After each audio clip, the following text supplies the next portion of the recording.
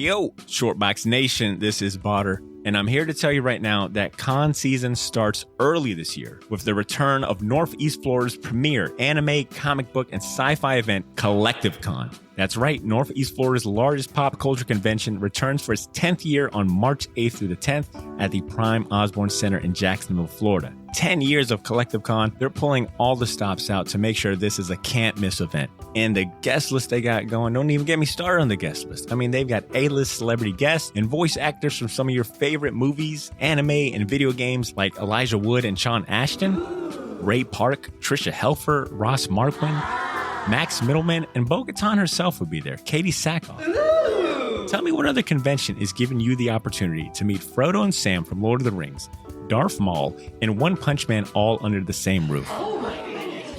Only at Collective Con.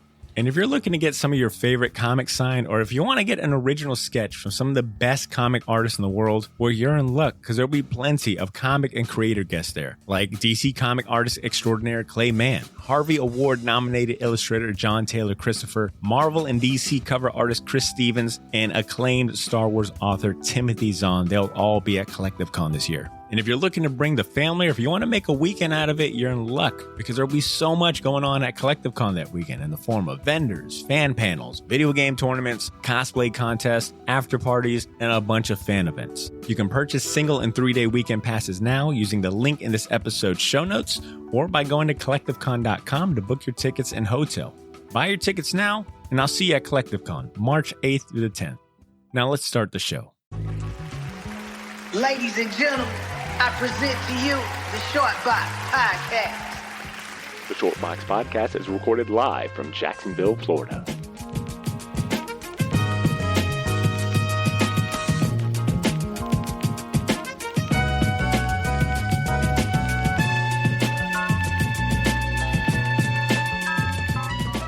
Shortbox Pet Avengers. Good night. All right. Oh shit.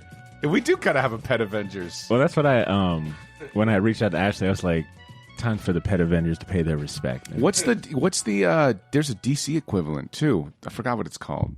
Because I was hanging out with my niece this weekend and she's 7. Oh yeah. So I know exactly what show. I went to the comic book store with her and she was like, "Look, they have pets," and I was kind of like, "Oh yeah, they have a kids." So it's like a little golden book with crypto and it's cute. They're called the DC League of Super Pets. Not as cool. I mean, is the just say the Red Lantern cat, right? That would be awesome if that cat was in there. He's wrecking shit. My god. Well, look, this team has got Crypto, Bat Cow, Super Cat. I'm just making these up. No, Super Cat's a real thing. Ooh, it's got like a piece of Clayface, I guess. What the fuck? Yeah, it's kind of weird. And then it's got that art's pretty cool though. It looks like Frank Cho. What is Batman's dog's name? Ace. And then you've also got the Bat Hound. Okay. And then I think Plastic Man is a bird. Is that it? That's his outfit, right? That What is it? It does look like Plastic Man. What? Why is he? He's got like a parakeet. I don't know. They're just like you said, shit. not as cool. Yeah, like you said, not as cool. hard Plastic there. Man, a parakeet. It's a P, right? What animal starts with P? Plastic parakeet. Penguin? No, there's a villain. That would be confusing. The plastic penguin sounds like you could get it at Adam and Eve. Oh, All right, let's go and get started. Good. Yo, Shortbox Nation, welcome back. You always do that. Yeah, that's on brand at this point. For those of you that are not in the room, every time Badr says "yo," he kind of curls his mouth away like Johnny Cash away from the mic, and he goes "yo" to kind of give that. If you have speakers, stereo, or like the mask, like yes, showtime, smoking. Well, the secret's out now, Shortbox. You know what? I like how you're so crestfallen. Like it's like. Yeah, well, fuck, man. Magic of podcasting ruined for all our listeners. Thanks a lot, fuckhead. Appreciate that. It's like, nice to have you back, asshole. Thank you. I make you a delicious drink. You come into my house and you shit on me. All those contract negotiations went well. We got C back. You know the only contribution. And we don't air dirty laundry out on the. Edit this out. Real quick, Timestamp that. do you know how hard it is to negotiate a contract with Cesar? It's really hard. Oh my God. You ever heard drop. Dude, it's really hard. You stupid son of a bitch. Thank you. You snuck that shit up on me. No, really, thank you. No. Cesar. Oh my god. Oh, man. You weaponized me. I'm so sorry, listeners. Someone didn't read the fine print. I did not plan on him making me a fucking stinger. Any kind of weird little. You're a sound effect now. Oh, yeah. You know, what does it say? Fucking, I have become death, the destroyer of worlds. All right. Oh my god. Yo, Shortbox Nation, welcome back. This is episode 333. New friends and first-time listeners, welcome to your new favorite comic book podcast. You're now tuned into the Shortbox Podcast. My name is Badr, and today my crew and I will be talking about Marvel's What If anthology series. The Disney Plus show of the same name debuts the same day this podcast airs. That'd be Wednesday if you're listening to it on first day. So we figured it was a great opportunity to revisit our favorite stories from the comic series. But before we get into that, I'd like to introduce my co-host here with me today. I'm joined by your favorite art-making machine, the Edbot 5000, Mr. Edmund Danzart. What's up? And returning to us after a short hiatus is everyone's favorite comic grouch, Cesar Cordero. It's really hard. Hold on. No, hold on. I'm here now. Also, sir, I take umbrage with that comic book grouch. Like you're discrediting my opinions as grouchy and not valid. I'm here to protect your reality, douchebag. That's what I'm here to do. Well, you're doing a mighty fine job at I've that. come to bargain with you, Dormammu.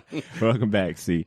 And hands down, the coolest member of our crew, Ashley Laney Hoy, couldn't join Is us not today. here. Yeah. But she will be back for us next week for our Artist Spotlight episode. Speaking of which, I want to thank our Patreon subscribers, the best patrons a podcast could ask for, of course. They helped us pick the topic of next week's episode. We'll be putting a big spotlight on the legendary French artist and cartoonist, Jean Tirade, better known as to comic fans around the world as Mobius. So, you know, the best part about our patrons is they're like, not just patrons, they're family, right?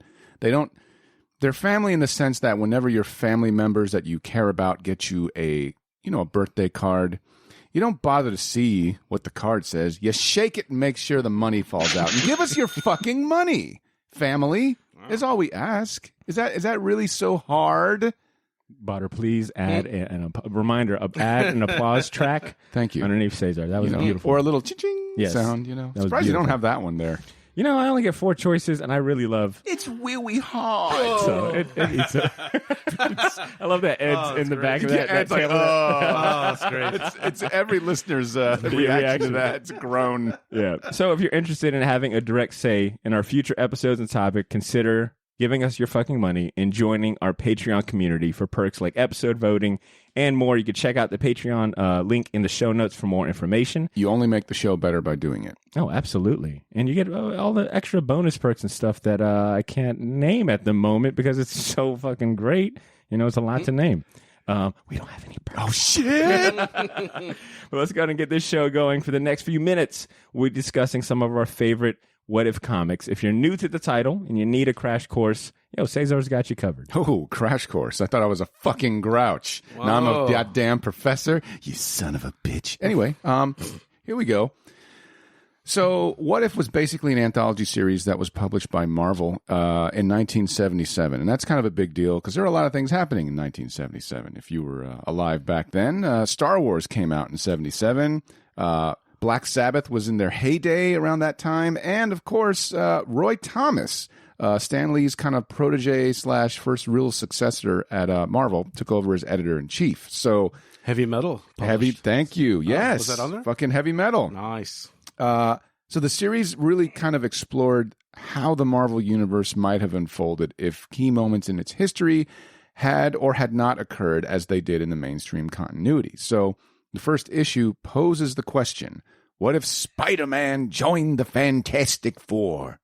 And continue to pose hundreds of other questions and scenarios about important moments in the Marvel Universe well into the modern day. Like recently, as of 2018's one-shot, they had a What If X-Men comic. So this is a title that I think is still pretty relevant, and so do the people at Disney, considering there's going to be a show. So how did I do, Badr? Oh, good stuff, man. Good stuff. Thank you. You wrote my copy, so you better say good stuff. I'm like, terrible. You're like, well, blame the writer. I'm like, damn it, he got me again. Look, listeners, you can find all the What If issues we'll be highlighting today on the Marvel Unlimited app. A majority of the series has been collected in several trade paperbacks and other complete collections throughout the years, all of which you can find pretty easily maybe at your local comic shops and other digital platforms. Matter of fact, there's a really nice 700-page monster omnibus coming out in September that collects the first 22 issues of the OG series. Well, you heard it, folks. That's where the Patreon money is going. It'll be a $150 book. $600 book. Hey, look, and we're all going to share it. Sure. Well, it's like on Monday, Wednesday, Friday. Yeah, right. Tuesday, It's Thursday, old school alternate shit. weekends. No. You said I could have it this week. That's awesome. Man. Thank you, Steve, for that background. What is everyone's familiarity with the What If series? I mean, do you remember your first conscious exposure or any like key issues or moments? Did any of that come to mind? I've always known about it because it's one of the comics my dad would get.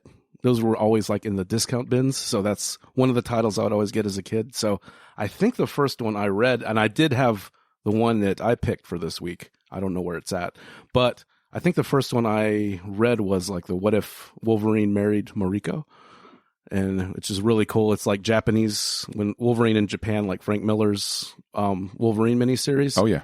And it's really cool because he's like fights Kingpin in like a samurai outfit. And That's great. That's awesome. And I think it's Scott Williams. It's like really early stuff from him. So wow. Yeah. The man that saves Jim Lee. Yep. So yeah, pre Jim Lee. But that was like in the early mid 90s. So, but yeah, I've always been familiar with the series. Nice. Okay. What about you, Steve? So this is more or less something that I'm ashamed to say I never really dug. And I think you and I had a conversation about this. And for anyone that's listening, don't be like me. Don't sleep on this. There are a lot of really cool What If titles. Bonkers ones. Right. That's what's cool about it, right? Yeah. And I guess, Ed, what I thought was what turned me off when I was like younger was that I never read the first issue that set everything up, right? There was this, Badr, you told me that there at the end of the first issue, there's like a letter from like Roy Thomas where he basically says, these stories aren't Imaginary. like imaginary. Yeah. Like they happened. Yeah. Like they're just not happening within this universe. They're like part of the multiverse, blah, blah, blah. Something that Marvel also was starting to delve into. But if they started out with some sort of blurb like that, like, you know, X-Men, they're famous for their blurbs, right? Marvel Comics So have you're like... basically, your thing was it's non-consequential, so I don't really... There were no, this not is only no dumb. consequences, but Yeah. the stakes weren't high because there were no 'Cause it was consequences. just, this is just whatever. Right. you know. Like it's a nice foray into a universe that doesn't exist. And I've never heard of these artists or writers. Yeah, and you it's know? like, for me, it's kind of, I think why, looking back, it's kind of why I've always dug that whole concept of the multiverse because of these what ifs. Sure. So yeah, but yeah, I can definitely see where you're coming from. But the strange thing is that I was into the fucking DC Elseworlds.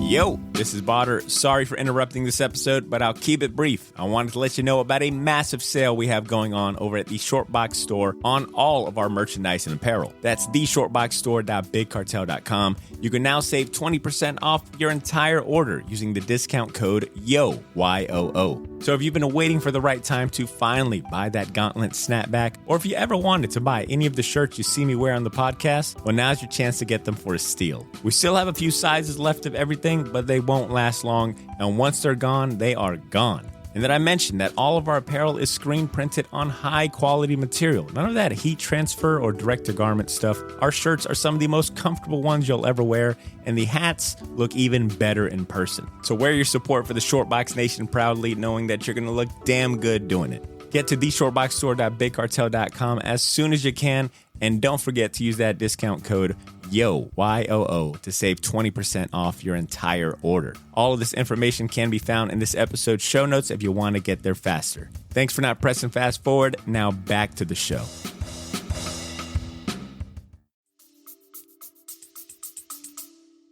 Interesting. Which is the same kind of thing. It's the exact same It's presented different, though. Because it is presented like it it's is. the framing. This is Earth, X, Y, whatever. Right. And this is really going on, just not in our dimension. Right. It was framed really, really succinctly in that sort of way. And I feel like I feel like Marvel had maybe no, man, you know, too many people liked it. I just missed out. That's it. I think it's better for but it. Yeah, the way it is presented, it's like, what if this happened? Right. Whatever. Right. No big deal. I mean, we all read Marvel. But Elseworlds not. Oh, this is happening somewhere else. This is like, oh, this is heavier. A world is substantial, right? Like it's a real thing. But we've all read comics, right? We all know the first page. As soon as you turn a Marvel comic book, at least in the from its inception until now, they have the blurb, and the blurb will say, protecting the world that hates and fears the X-Men, blah blah blah, et cetera, or Peter Parker learned at a very young age that with great power comes great responsibility, right? The very, very beginning. And that's like right on that usual first page at the very top. If they'd have done something like, these stories happened, ellipsis. Oh, man. Take my fucking money. They're fun. They're fun, like one-shot comic books to kind of enjoy. And when I first started really getting into What If, I think it was around the same time I had really dived into Frank Miller's Daredevil run, like the OG run, and he had a What If comic that he both wrote and drew. What if Elektra had lived, which was supposed to be kind of like his opportunity to tell like an alternate ending to his Daredevil run where she ends up dying. So I think that was my first like real conscious exposure, and my dad had like a few of them, not a whole bunch. I don't know if he was a big fan or not. But did you read the other Frank Miller one where it was like, what if Kitty Pryde was a stripper? Whoa, that was the Sin City era. You didn't know that? Yeah, that happened there. But I guess the other surprising thing. So I mean, I say all that to say I've read a lot of like different handfuls of What If throughout the years. They even like started because it ran, for really strong. It was really strong for the first two runs. The 1977 run, I think, ran for like 40 something issues. The second run in 1989 ran for over like 114 issues. Wow. And then after that, it kind of became like a kind of annual thing, or like, they had like maybe 5 issues one year, but it's been going on for a long time. And I think that was the most surprising thing, was the number of titles that have been coming out through What If series. In the mid 2000s, when I was like really collecting weekly comics, I'd pick up any of the What If specials that they had. At that point, they were just kind of like specials. Think about this, man. This is the genius of Roy Thomas, is that he's new, right? He has to he's got to plant the Roy flag in the Marvel universe, right? How does he do it, right? Without really fucking with somebody else's legacy or vision, right? Yeah. Mm-hmm. He creates his own. Yeah, Smart. Like he makes his like, look, this is a what if, right? Like I'm not saying, guy, and he could always pass it off as that, because I feel like if any of these had taken off, do we know of it? Actually, they do take off. Lady Thor is a fucking what if that ended up happening, and Spider-Man, all the shit like is kind of like.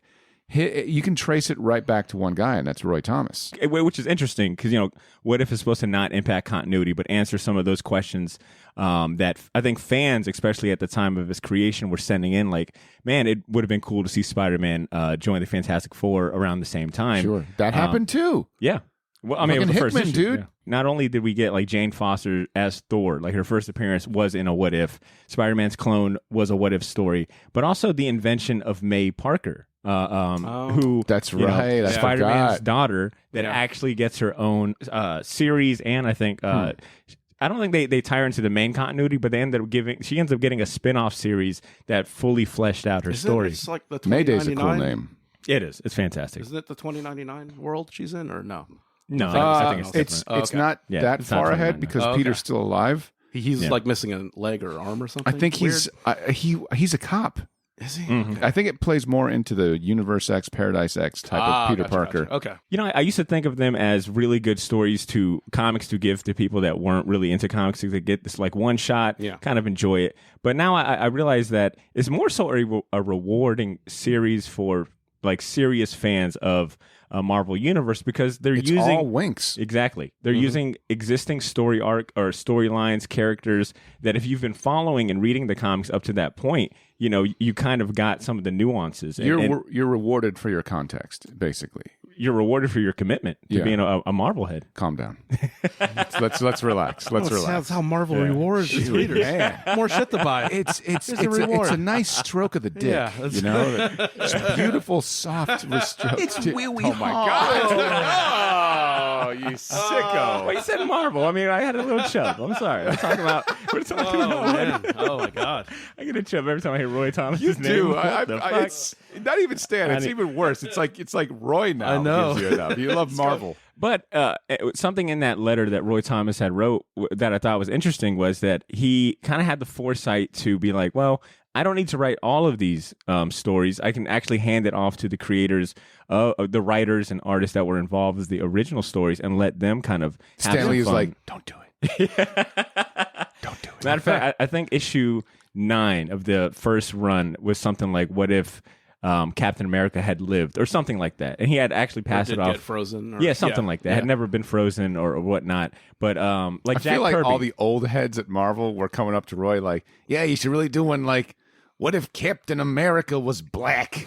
And they're like, and like whoa. the 80s, and like, whoa, You that's were crazy. Not my Captain America. You were born in the it's too much change. Yeah, you were born in the 1910s, weren't handle you?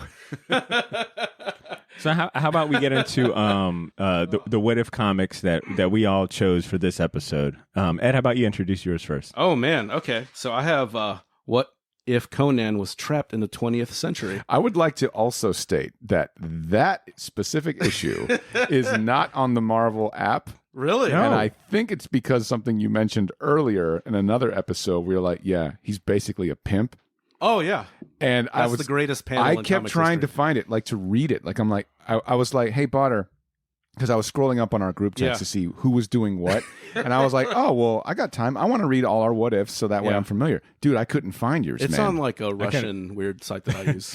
Because I don't have my copy anymore. I don't know where it's at. You like start doing your commentary in Russian, like, Привет, товарищ, как дела? Признайте, но я Conan.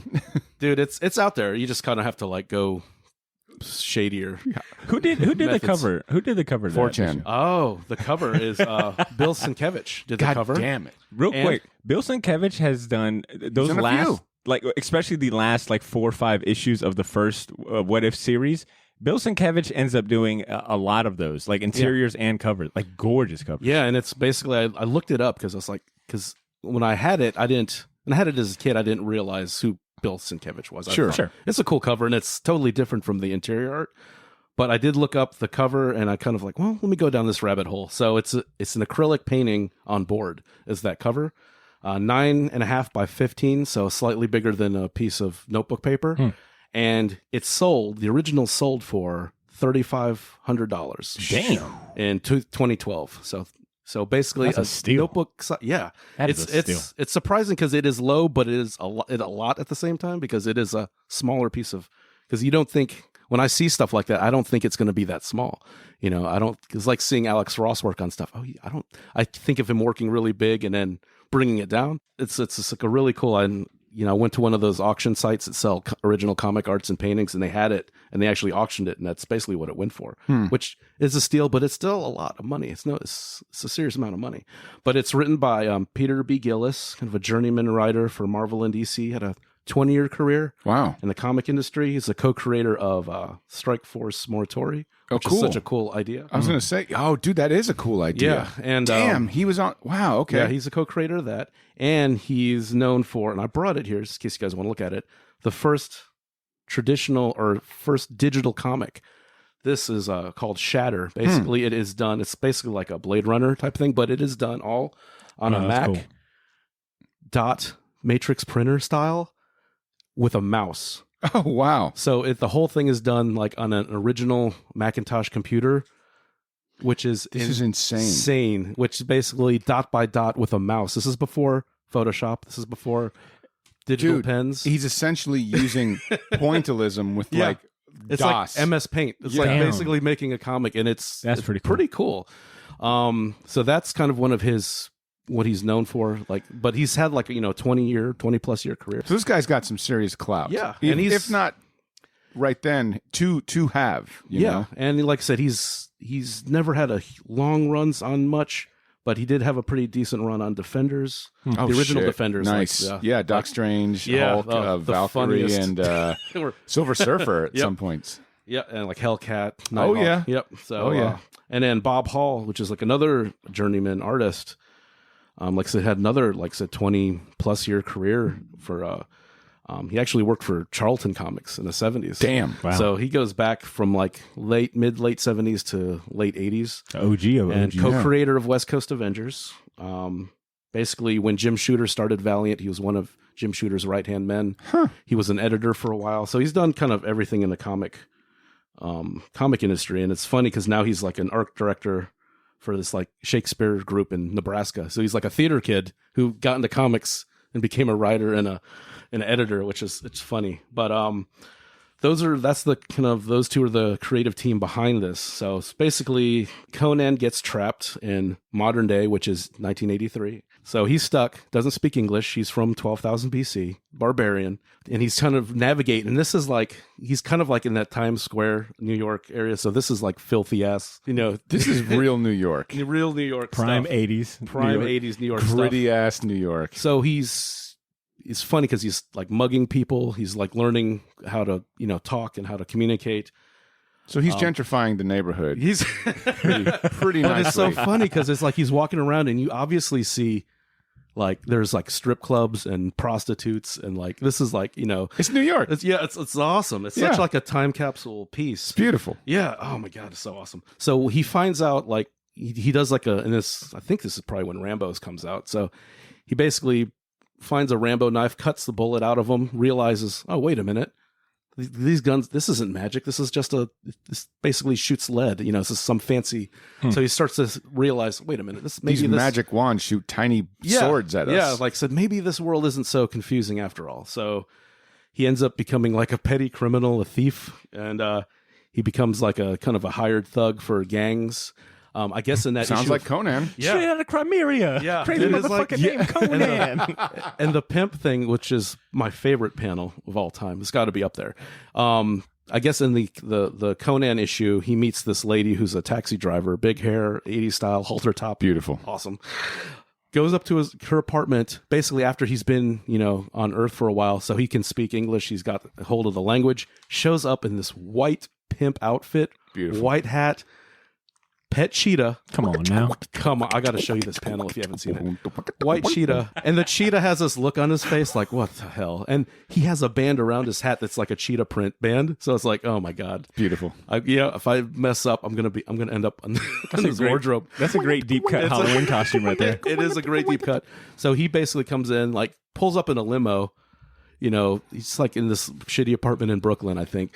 And he comes in like a pimp outfit with I don't know why he needed the cheetah, but it's incredible. It's Frazetta, man. It's incredible. It's incredible. Of course he'd I have a love it. cheetah. So she's like I was like, dude, this is not the guy I like, was into. He probably fucks the cheetah. Maybe. Sorry, Conan, guys. Conan fucks. I don't know if you guys never read Conan. He fucks a lot. He fucks a lot. Yes. So, but basically she shuts him down. He goes back, and then his limo driver's like, I don't get it. The ladies love a white suit for me. And it's like,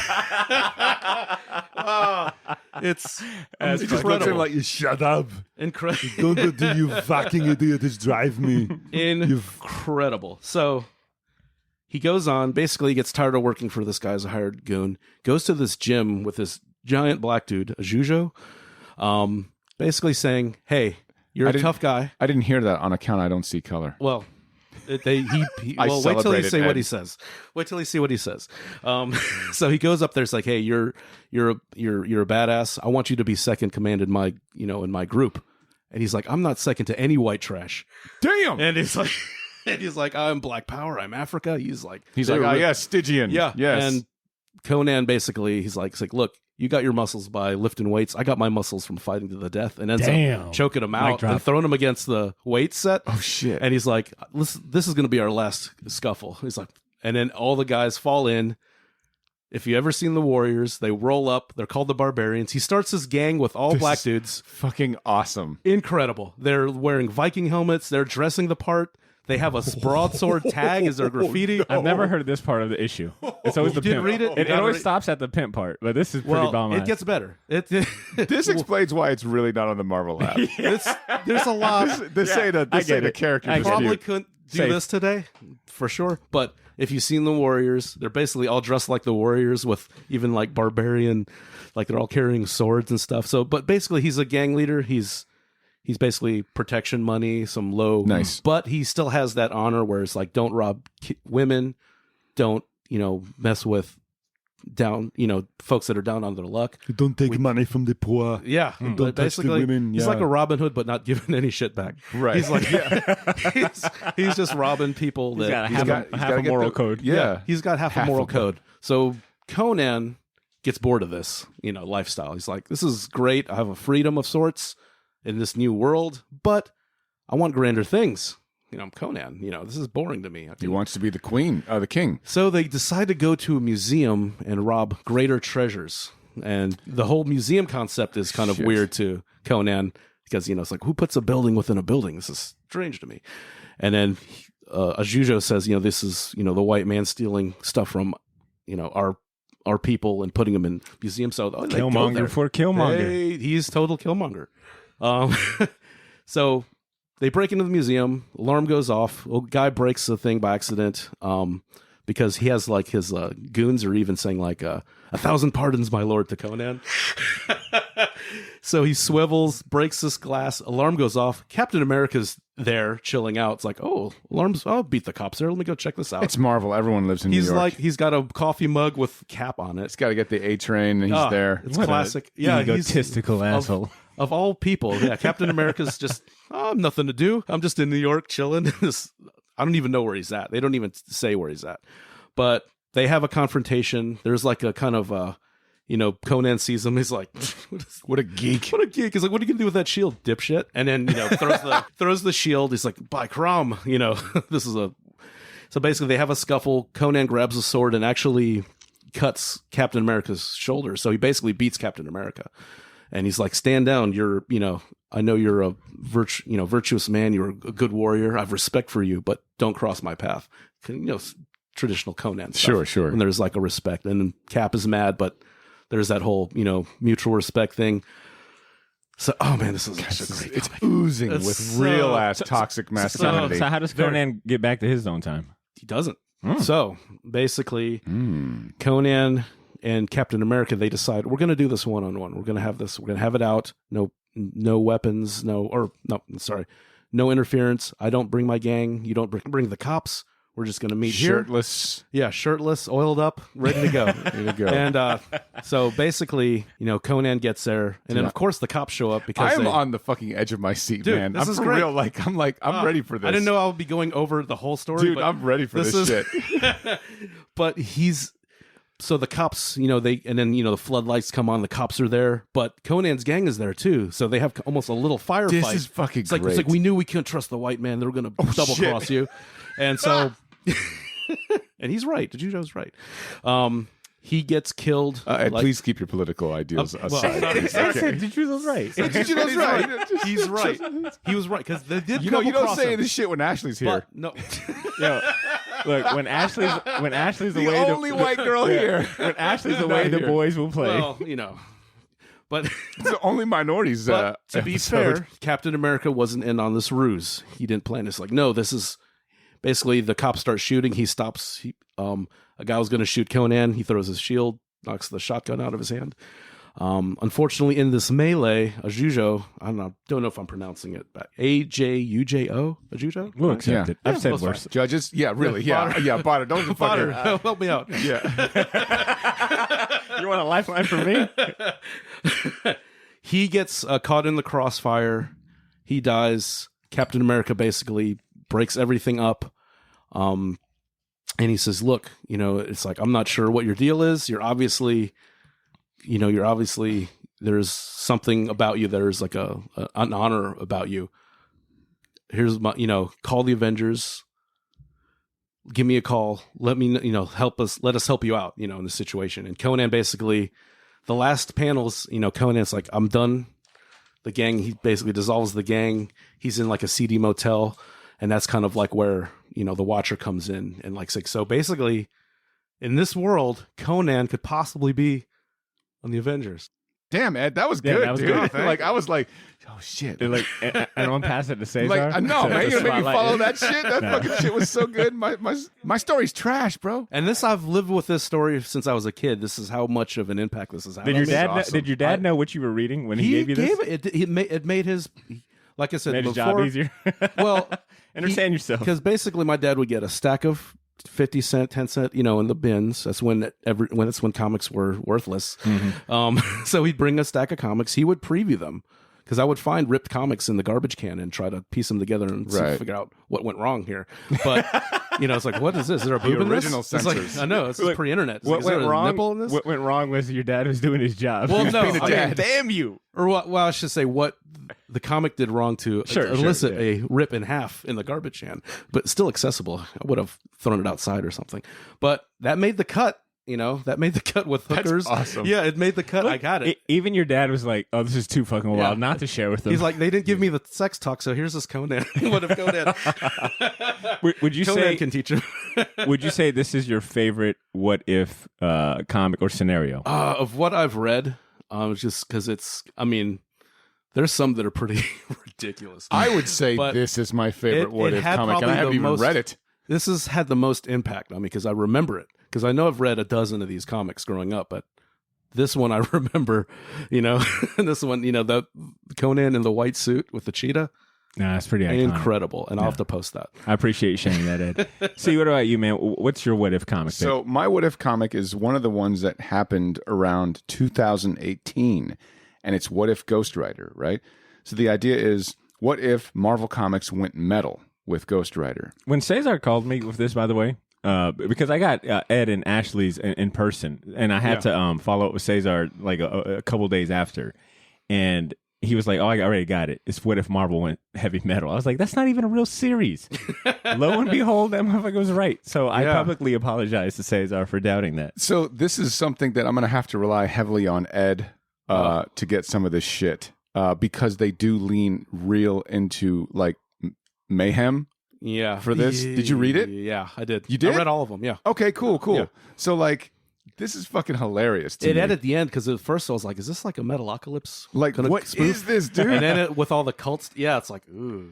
Like they talked about the churches being burned. I'm like, this is Yeah. exactly like all the shit Euronymous and Yep. fucking Gaul used to do. And like, I only know that through just like last podcast on the left, right, I right. don't. Or if you guys have seen the movie Lords of Chaos, they go into some of that shit. Anyway, this metal is a bit too much like metal. black for me. metal, dude. If I can't read your logo, it's just I too love metal. it, dude. That shit is It's too awesome. metal. I can't Like read the your logo. fucking It's black too metal heavy. bands have like, it looks like tree roots. Yeah, it's true. What does this say? And it's all like, So the crazy. idea essentially is in this universe, Robbie Reyes, the Ghost Rider, not only does Marvel exist in this universe, but it exists the same way it exists in our universe. It is a comic book publishing company.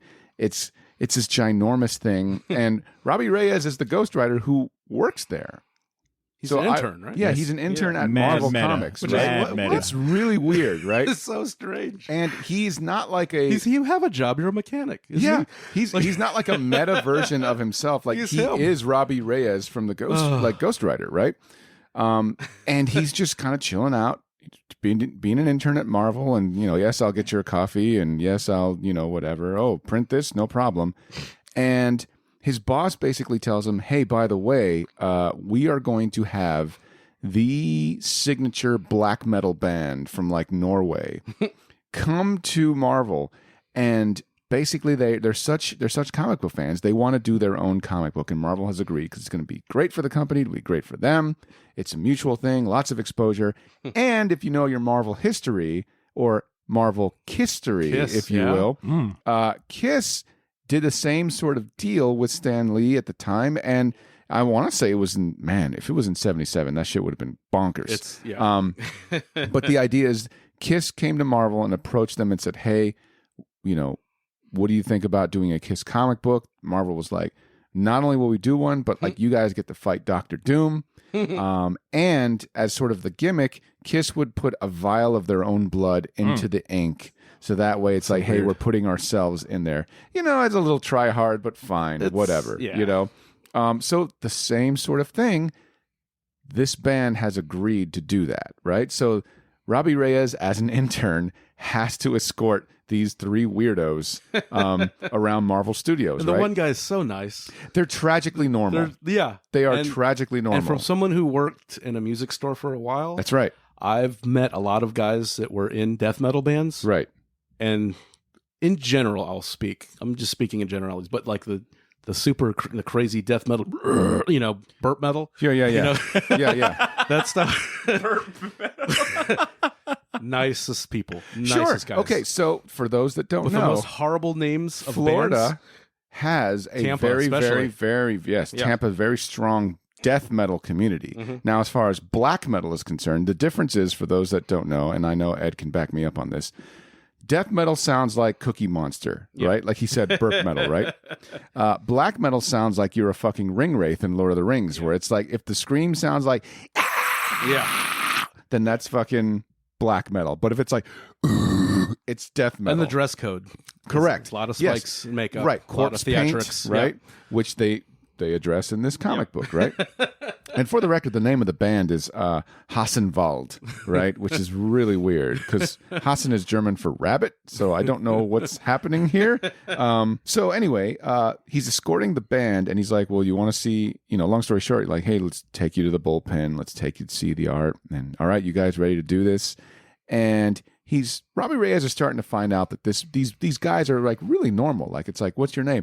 Oh, it's like, yeah, I am Ute of the Abyss, and I am Necrotic the Defiler. So he's like, you call me Eric. Yeah. Chris will do fine, is what he says, something like that. And he's like, wow, okay, this is the band, huh? Well, they don't have any of the makeup on them. They're cool. And by the time they get to the printing press, things start getting a little hairy, right? Which is underneath the Marvels. It's like in the basement. Right. So it's like some weird boiler room, like Freddy Krueger. Betsy, yeah. It turns into a weird Freddy Krueger sort of like Nightmare on Elm Street dreamscape. And they all decide to kind of self-sacrifice right there on the spot. Like, they pull out knives and start cutting each other and do like a pentagram circle. The blood basically summons a demon that, if you are familiar with Lovecraftian mythology, it's closer to Shub-Niggurath or closer to let's see here, Yog-Sothoth, right? Both of those kind of fill in that sort of character, but they resurrect it and turn the entire world into this ginormous Lovecraftian wasteland. And the only person that's left living, and I use living in quotes, is Robbie Reyes, that we know. So now you have Robbie Reyes as the Ghost Rider in his Hell Charger, scouring the landscape like Mad Max, trying to figure out how to bring the world back to normal, while these three idiots ended up resurrecting a Lovecraftian deity to take over the world while sacrificing themselves. Yeah, and honestly, I was not into this until that second half. Yes. I was like, this is... I did not know the money machine where he's like, we want money, and money flies everywhere. Dude, I was like, what is happening? What did he pick? It's very self-aware. Right. It's very like, this is what Marvel has become. But I love how it's not afraid to make a parody and crack jokes about like itself. Yeah. So anyway, that was my what if, because I freaking I think, and I not to exclude you, Badr, but I know Ed and I are like the only metalheads on the show. So well, I'll be honest, your breakdown of the difference between death metal and black metal was super helpful. Dude, if you I've always wanted to know. Yeah, if you listen to bands like let's see here, Mayhem or Hellhammer or Gorgoroth, those are your closer to your black metal, but like death metal groups like Deicide or Morbid Angel or even Cannibal Corpse, there's an obvious difference. But anyway, yeah, there's for those that don't know, Florida's a pretty strong safe haven for death metal groups. The more you know. Ding, ding, ding, Look, my what if pick is vastly depressing compared to how fun. It was a bummer, dude. Ed, I'm so happy that you read all I of read those. all of them. I thought we were supposed to read I did all too, of them. yeah. Well, I read mine. I read Cesar's. I ended up going back and reading the first issue from 1977 just to kind of like see where it all started. I didn't get a chance to read yours or Ashley. So whenever we get to Ashley's, if you'll give us a super high level to go over it. But we're like, we didn't read dive it, Ashley's. but I can give you the gist. He read so much of the Conan one, he was kind of like, I ain't reading that white lady's My fucking idea was like, comic. we were presenting ours, but kind of just read through it once, just to kind of get an idea of the other folks. I don't even see Ed anymore. I see a Jojo. I see that character. Mine was from 2005. So this was around the same time. This was around the time that there wasn't a consistent what if series. There wasn't like a main what if We got series. a bit of diversity on our picks here. Yeah, okay, for sure, cool. For sure. We got we went from every time We period. really did. Smart. Hey, it all worked out. But mine was 2005's. It was a one shot. So this is around like early 2000s. What if was mainly just used as a one-shot series. It didn't have like a consistent one, but mine was What If Aunt May Had Died, instead of Uncle Ben. It's written by one of my favorite writers, Ed Brubaker, and art by Andrea DeVito, who honestly, I don't know what he's doing now, but in those early 2000s, I love his artwork. I mean, he drew Avengers Disassembled, Thor, the Beta Ray Bill, Stormbreaker series. Like his artwork is awesome. So I went ahead and picked this one. It not only poses the question of what if Uncle Ben wasn't the one who died, but it explores like a really, I don't know, heartbreaking scenario of how different Peter's life would have been had Peter's mother figure, Aunt May, been the one in the path of the criminal that gunned down originally Uncle Ben. I mean, it just really kind of explores how different Peter's life would have been. To answer your question, he's done a lot of Dungeons and Dragons work. That's where he's at. Okay. But this particular comic, and here's the thing, there's a few different variations of this story. I think in volume 1 of What If, there's a what if Uncle Ben had lived. There's like another kind of scenario where they play around with what if Uncle Ben was a Silver Surfer? Did you see that one? What? No. Yeah. That is so random. What if he became the Herald of Galactus? So it's like fat Uncle Ben and like a silver speedo, all curvied out. Yeah, I didn't know that read that, but I saw the cover. It's hilarious. But this one piqued my interest because mainly because the Ed Brubaker part. I mean, I love Ed Brubaker's kind of crime noir storytelling. He's, to me, one of the best writers out there. Oh yeah, and his Marvel stuff is exquisite. If you've never read anything he does, man, it's fucking good. His Marvel stuff, including his Captain America run, is top tier. So I was impressed. I was really looking forward to this. And honestly, he delivered. You know, I think Ed Brubaker has a really good ability to tap into like human emotion and setting, you know, his characters up for. He puts them in very tough situations, and you see them kind of broken down, and you know, dealing with those emotions. Shit, I'd be remiss if I didn't mention his Daredevil run too. Oh yes, absolutely.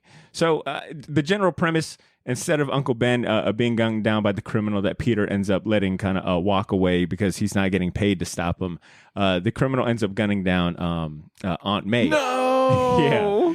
Yeah. And Uncle Ben ends up at the same time that Peter confronts the criminal at the warehouse. Something happens where the criminal ends up, falling to his death or something like that. Yeah, he throws him out the window. Exactly. And Uncle Ben ends up taking the blame, telling Peter, "Hey, you've got to get out of here. You've got your whole life ahead of you. You know, I've got nothing now that your Uncle Ben, Aunt May is dead." Uncle Ben ends up going to prison.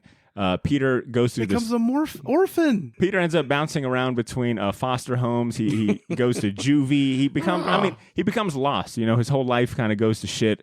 He ends up becoming Spider-Man after all, but mainly just to kind of for the money. He doesn't do it, you know, because it's the right thing to do. He does it to pay bills.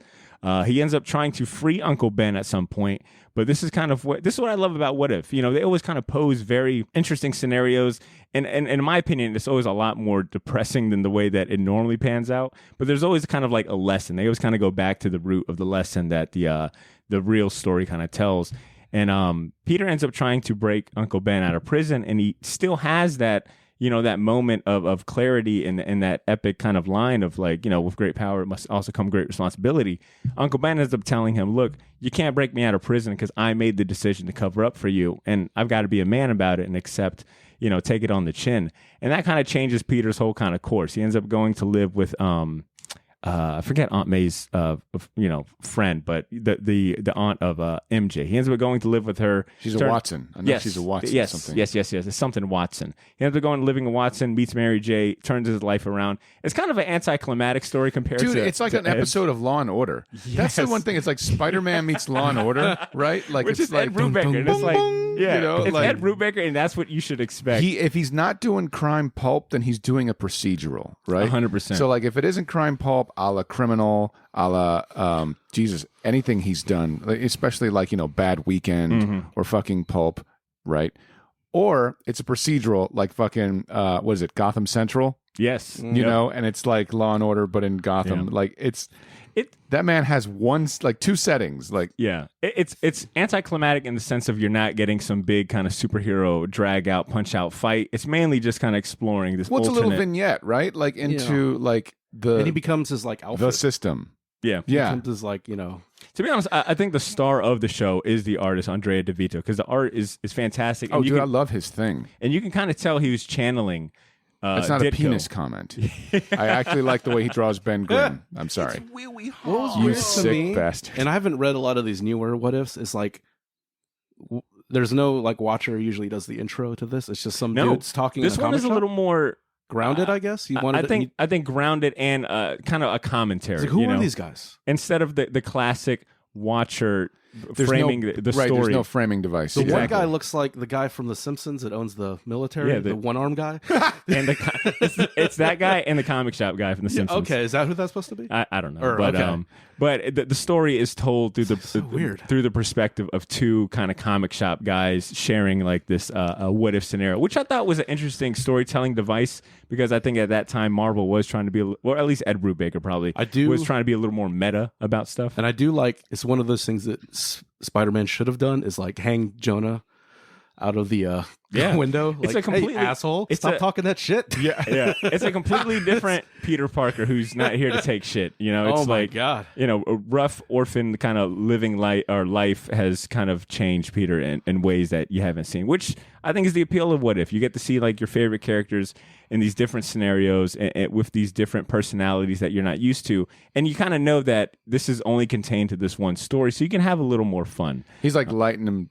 Fucking Jonah J. Jameson out the window with a fucking web shooter, and he's like, "It's not who I am. He's like It defines me. He like Suge Knighted him. It's what out I of the do." window. Yeah, held him out like the all fucking the- window. Like Ice-T. He's like, my son died. I don't give a lot of people die, asshole. Don't lie about me. So It's like, oh man, he should have did this. yeah. a So long this time one, ago. I think it's safe to say maybe I think This is Cesar's like training day. I think Cesar's was probably the newest or most recent one. Mine might have been 2018. second, and then Ed's. I know yours was a lot older. And on behalf of Ashley, her pick was what if Wolverine was Lord of the Vampires? Damn, Which I that's didn't the know most Danzig for sure. version of a The comic cover there is insane because it's Wolverine with like vampire teeth. biting the fuck out of someone's neck. Jean Who is Grey. it? I think Oh it's my Jean Grey. God. What if Wolverine had become the Lord of Vampires? It's written by Roy Thomas, the founder of the What If series, and art by Tom Morgan. This issue guest stars the X-Men, Doctor Strange, and the Punisher, with a brief appearance by Marvel's Dracula. And the premise is pretty straightforward. In this alternate reality, Dracula fully turns Storm into a vampire, and she ends up helping him instead of the X-Men. Dracula turns the rest of the X-Men into vampires as well and controls their mind, although it doesn't necessarily work on Wolverine.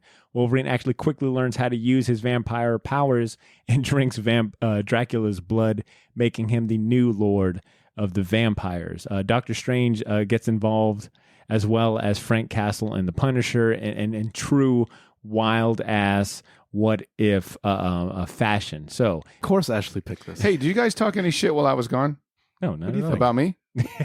I mean, It's really hard. Okay, cool. Not to. So, yo, Ashley, you suck. All right, so those are our What If comic picks. I wanted to shift the conversation to talking about the Disney Plus series coming out before we go on break. Based on we've got like maybe 2 or 3 trailers that drop for this upcoming Disney Plus. they What might If do series. yours. I don't think they're going to do the rest of our picks. No, they ain't for No, sure. absolutely not. What? Imagine a Conan in a pimp suit being aired on a Disney platform. That'd be crazy.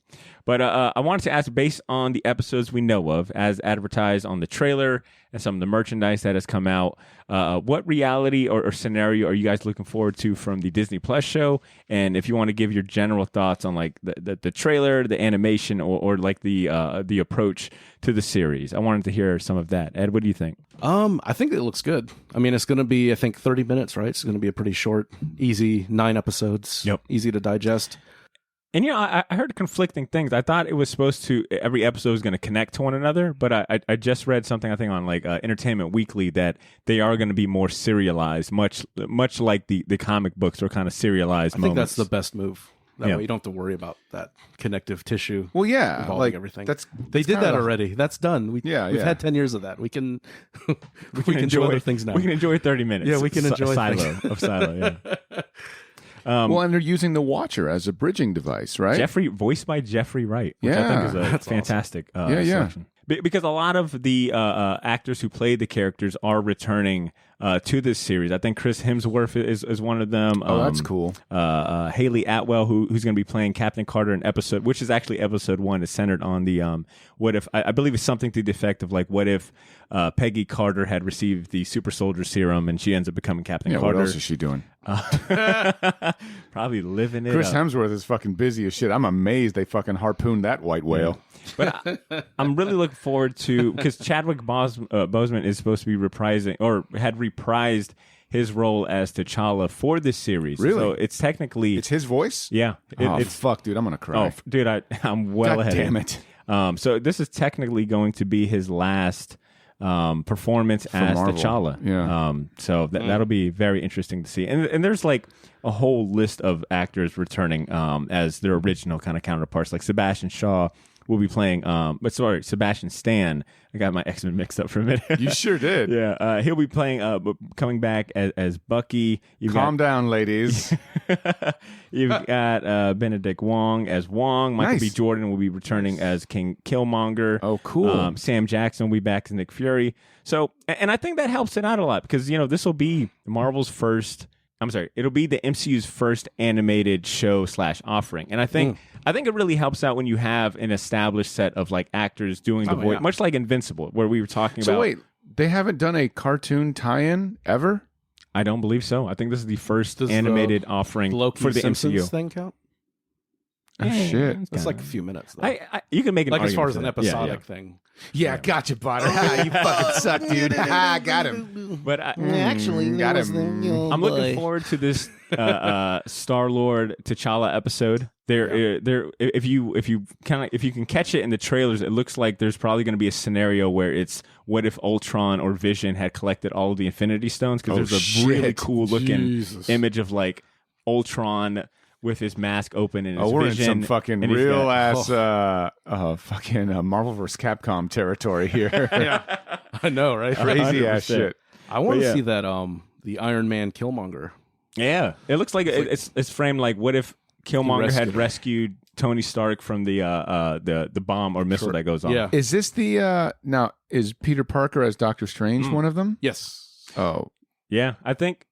shit. So Take my fucking money. Yeah, everything, and especially if you go by the Keeping merch. it Ditko, baby. If you go by the merch, I think he is on the Marvel Legends box. He's advertised, or he's named like Spider-Man, Sorcerer Supreme, or Zombie Hunter Spider-Man. That's what they call him. What? And I think it's because this series, there is going to be the equivalent of a Marvel Zombies episode. Yeah, they're tying in the zombies. Yeah. The Marvel zombies. I think the thing. best way to kind of approach this series, based on everything I've read, is like it's kind of like an amalgam of Avengers and Guardians of the Galaxy hybrid meets like Marvel Zombies and of course like What If. God, I hated Marvel Zombies so much. Did you guys like that? I was never into zombie stuff, so it didn't appeal to me. The one that what's his name? The Walking Dead, Robert Kirkman wrote. Yeah. That first miniseries. Yeah. This one, they eat Galactus. And the my ending God. of them is like all of them basically becoming Galactus Power swarm. cosmic-ish. Yeah. And I think as far as this What If show is concerned, I think the Marvel Zombies episode does tie into tired ass Doctor Strange that they got in the trailer. So I think that episode deals with Doctor Strange and the Spider-Man, but Oh, but between the Ultron Vision and then seeing T'Challa, I think that T'Challa story is something like what if T'Challa became Star-Lord of the Guardians of the Galaxy and Yeah, blah blah blah. that interests me. Yeah. This does look like it'll be a faithful adaptation of the comic series, because if you look at how the comic series started, it was, in 77, by then you had, 10, 15 plus years of Marvel comic universe to kind of build from. And when you look at this new series coming out in the same lens, but with the MCU, I mean, it's been 10, 12, 13 years since Iron Man 1 comes out. So that's plenty of like playground and material for them to work from within the MCU. So I'm curious and very interested to see how the different stories that hopefully we get, and not only this season, but future season. I hope in the future season they really get down to like some nitty gritty, more comic book ones.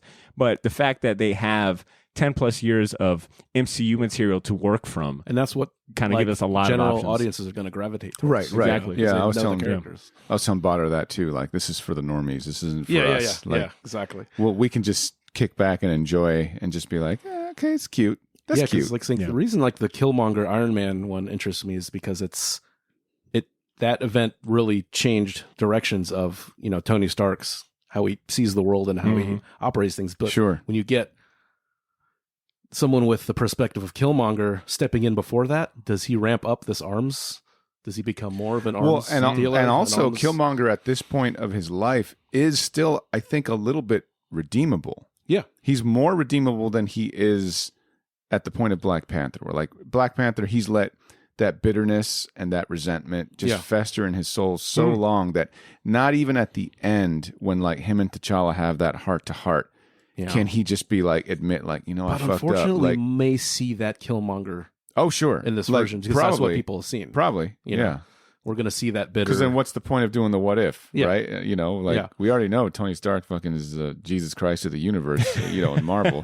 You know, like, what happens when he's not, you know? Yeah. I read, I don't know if it was Entertainment Weekly or some other platform, but I read somewhere that the only two things that the writers of this What If series, and I know the director is Brian Andrews and the head writer is AC Bradley. I think the only two things that was off limit for them was one, they couldn't do any stories, what if scenarios or stories, and two, pimp Conan. definitely no pimp Conan. Cowards. Yeah, Cowards. But the first one was they couldn't do any stories that was already being considered or in the works for future MCU movies. Right. And I guess they had a Guardians of the Galaxy story they wanted to do, but Are we ever going to see Adam Warlock? Shut your mouth. yeah. Dude, I was reading about him. So God they damn had it. apparently a Guardians of still the in that Galaxy cocoon story. thing. Yeah, they had a Guardians of the Galaxy story that they went ahead and shut down early because it was too close to what the third movie is going to be about. Oh, interesting. And then the only other thing that was a no-go for them was, and they wanted to try it. They were like, we tried to sneak it in, but they was like, nope. They wanted to cross over with Star Wars. They wanted to incorporate Star Wars in some way, but they was What? like, nope, no, Oh, yeah, no. no, I don't got do the- that. I don't want my fucking peanut butter in my chocolate. I got the perfect No thing Reese's for that. for me. That I don't know if you guys ever seen this. This is an old. It's almost like I guess kind of like a what if type of thing. An old Dark Horse comic where Chewie is Sasquatch. They crash land in Portland. Get the Oh, fuck out of shit. here. And Han Solo dies, and Chewie basically ends up living the rest of his life in the Pacific Northwest, and that's where the Bigfoot legend comes into play. Weird. That's How right. weird is that? That's but that's a fucking real gnarly. thing. All I want is Adam Warlock to show up in this What If series. But I think James Gunn is going to... I think he's going to do that in Guardians 3. He'd mentioned it. And I think that's, I mean, if that story was correct, I mean, they had something kind of planned for a Guardians of the Galaxy episode, but Wouldn't that be cool if, Powers like, that you were be. like, that's how you found, like, you could trick people into telling you, like, the next phase of Marvel movies? that's pretty cool. Like, you'd be like, Oh. yeah, I really want... toss a bunch of what ifs at them. Like, you'd be like, what if Adam Warlock shows up? Oh, well, we can't do that. Why not? Why not? Why can't you do it? You know why Sign we this can't do NDA it. You're going to for make me? me say it. Yeah, sign this, non-disclosure agreement. And So I think we're getting to a good stopping point about this what if. no, I portion. want to go off the rails more. What are some Oh, other what shit. if stories you'd recommend people check out? Ed, how about you lead us? Oh, I guess I have to say, because like I said, definitely read that Wolverine one. That's crazy. But I really do like the Wolverine married Marika. That's the other one I remembered growing up as a kid. Like I said, with him in Japan, that's kind of like one of my favorite Wolverine eras. That mid '80s where he's in Japan as like a Ronin type character. That Frank Miller run. So that's a cool. And that's a like I said, that's a very fun issue. Like Scott Williams' early stuff. So you get to see his proto work before the Jim Lee collaborations. Nice. So like I said, that's another one I'd recommend as well. Okay. What about you, C? If you want a real fucking bummer, read the, like, what if Daredevil never got his powers? That shit is hilarious. Just a blind kid? He ends up being this. He ends up being this paunchy, like, blind dude that just ends up being like, I'm old getting and beat I'm up. in New York. Yeah, it's just me. Like, he never saves that dude's life that gives him that blinds him, right? Like, So how does he get blind? He just basically, I don't know, like, he somehow Diabetes? He just finds likes some way. science. Yeah. Wait, did he say dirty needles? He said diabetes? He said diabetes. How does he go? He goes, yeah, I got that sugar. Yeah, man. Damn, Frank. It's something like So he doesn't even rescue. It's either if he never Shove the old became dude out the Daredevil, way. or if he Oh. never, or if his villains. I think it's what if Daredevil found out his villains found out that he was blind, which is kind of fucked up because you're like They're poking fun at him. Like yeah.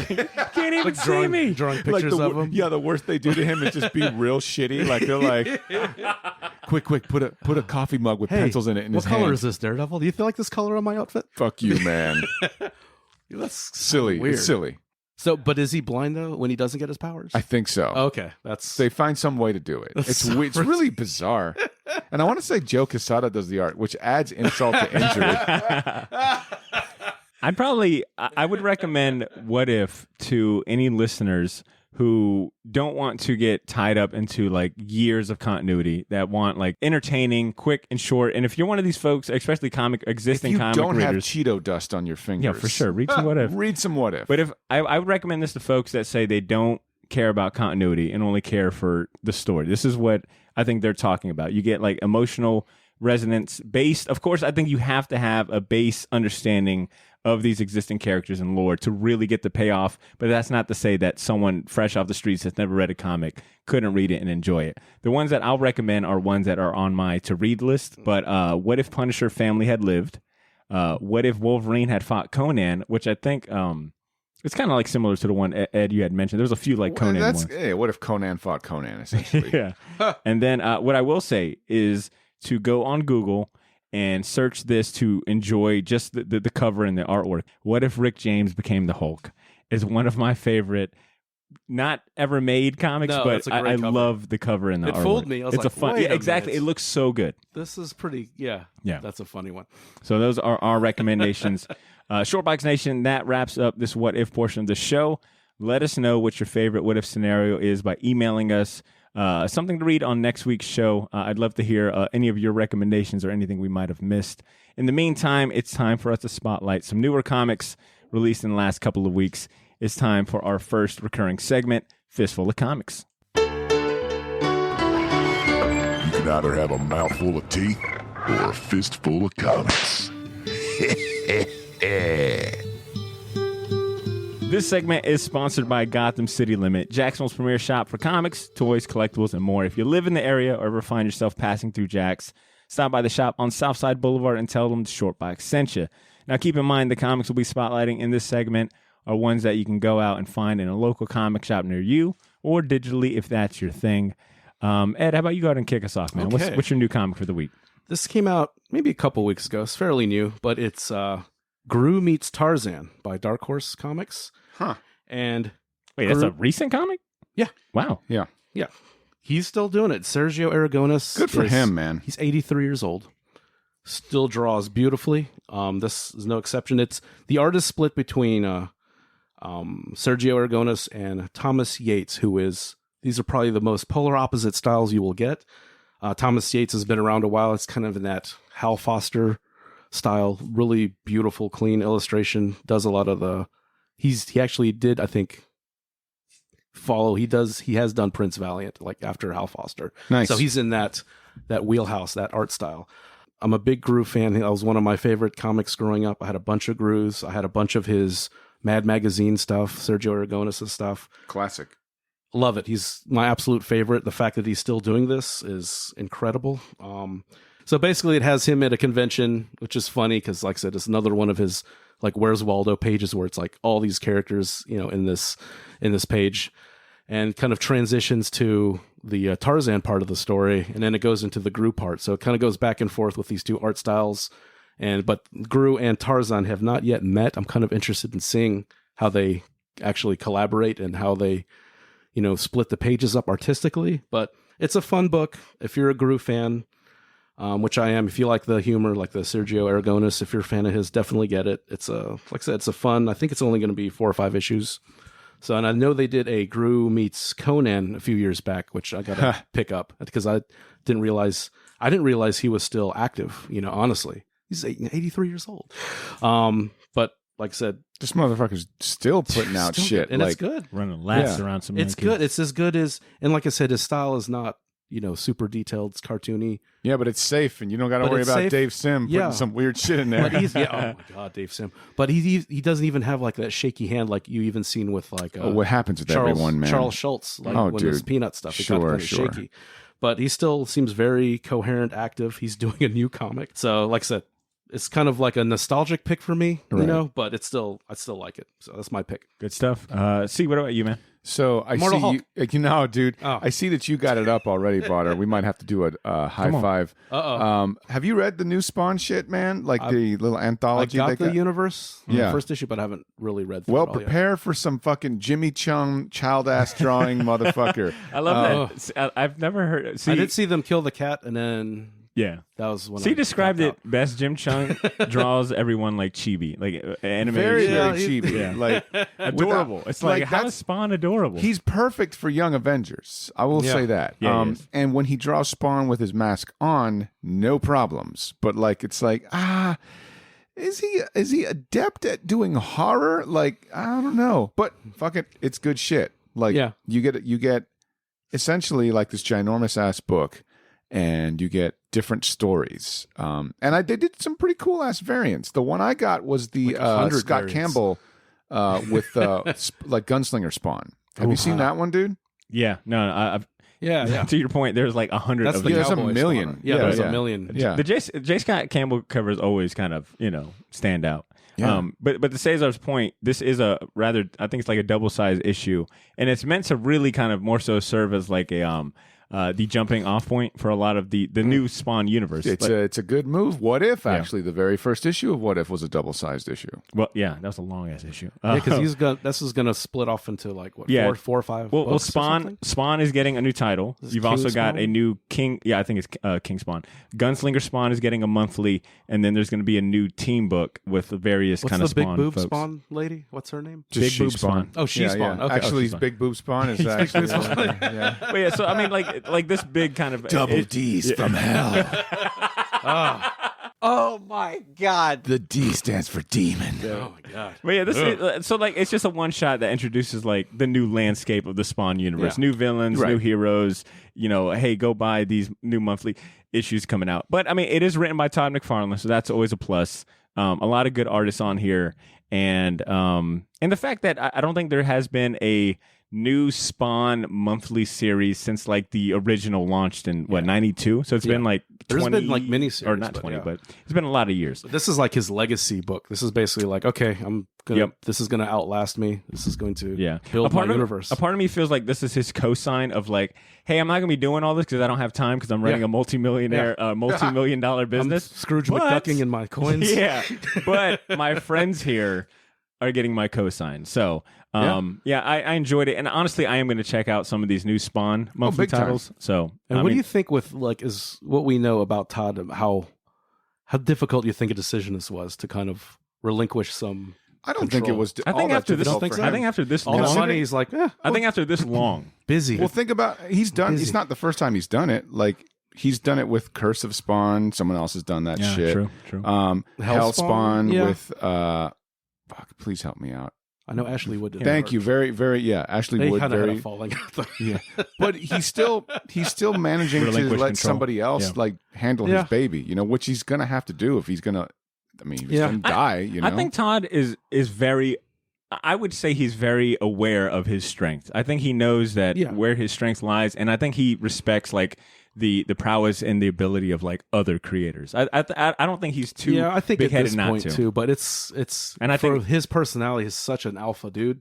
I agree. You know, it's like hard for me to like. I wouldn't be surprised if behind the scenes he is really kind of playing that He's got editorial cameras role. set up. Work, you pencil monkey. All right, so those are our personal picks. I want to of go. you? Yeah, Yeah. it was a tag team. Yeah, baby. yeah. It was weird. I was kind of like, you motherfucker. I want to go ahead and share our top 3 new comic picks coming out in the month of September. This list was provided to us by our friends at Gotham City Limit. So these are titles they suggest all comic fans don't miss out on. So put these on your pull list or have them ordered before the final order cutoff date of August 16th. Let's go ahead and cue up the music. And the first one on this list is Black Manta, #1 by DC Comics. It comes out September 7th. It's written by Chuck Brown and art by Valentin Delandro. I believe that's how you say his name. That's how you said it. That's how I said it. I like that. But the Scourge of the Seas now gets his own series. Black Manta is chasing rare metals with incredible powers, and he's not the only one who wants to get his hands on it, friend and foe alike. Also coming out this month is May's book #1 from Dark Horse Comics. Story, art, colors, and covers are all being done by the one-man comic Swiss Army knife. and Ashley's personal favorite comic creator, Jeff Lemire. After still grieving the loss of his puzzle-loving daughter, a lonely building inspector receives a mysterious phone call one night from a girl claiming it's her and that she's trapped in the middle of a labyrinth. Convinced that his child is contacting him from beyond this world, he uses unfinished maze on one of her journals and a map of the city to trace an intricate path through a different plane of reality to get back his daughter. And last but not least is He Who Fights Monsters #1 from Ablaze Publishing. I haven't heard of this one. This is rather a new publisher, I think. It's written by Francisco Artibani and artist Weather Del Edera. It's the same artist of the best-selling Something is Killing the Children series. The comic is solicited as a Halloween tale that will send shivers up your spine. It's set in World War II, and it's about the struggle between good and evil in Prague. The great Bohemian city is being oppressed by the Nazi occupation, and the population lives in terror while the resistance forces try to organize themselves in the shadows. The only hope they got is a crazy hope which rests on the fragile foundations of an ancient monstrous legend. Once again, that list was Black Manta #1, Maze Book #1, and He Who Fights Monsters #1. It sounds a lot like the movie The Keep. Okay. So yeah, that is this week's top 3 comic picks for the month of September. A big shout out to Ben over at Gotham City Limit for sending these in. If any of these comics pique your interest, go ahead and go to your local comic shop, purchase them before August 16th. That's the last day to order these. You won't want to miss out. That actually marks the end of our first half, Shortbox Nation. We're going to go on a quick music break. We'll be back with our last recurring segment, Champion Season. I'm still going through the new batch of beats from Mecha the Marvelous, so I'll play this one called Them Tales. Enjoy the music. Don't go nowhere. We'll be right back.